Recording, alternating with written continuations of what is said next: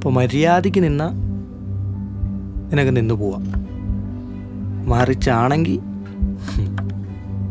പോട്ടെ. നീ കേട്ടല്ലേ ഉള്ളടാ, കണ്ടില്ലല്ലോ. പിന്നെ ഈ വാർത്ത പറഞ്ഞൊക്കെ സത്യമാണെന്നും ആർക്കറിയാം. പിന്നെ എല്ലാം കൂടെ ഒരു ദിവസം ഇങ്ങോട്ട് എഴുന്നള്ളാൻ പോലും. Rajesh Kurian പ്രശ്നാവൂലേ?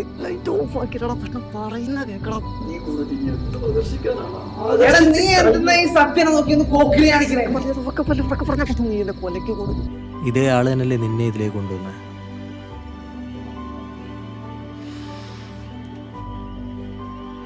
മര്യാദക്കല്ലെങ്കിൽ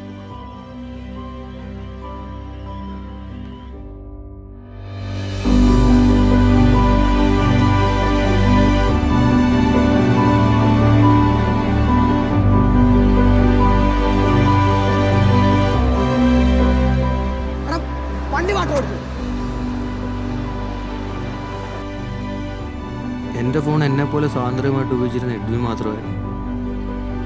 I trusted him. അതാ ജെയ്സൺ ഡാനിയലും പിള്ളേരോ ഒരാവശ്യമില്ലാതെ അമ്മ എന്നെ വെക്കിട്ട്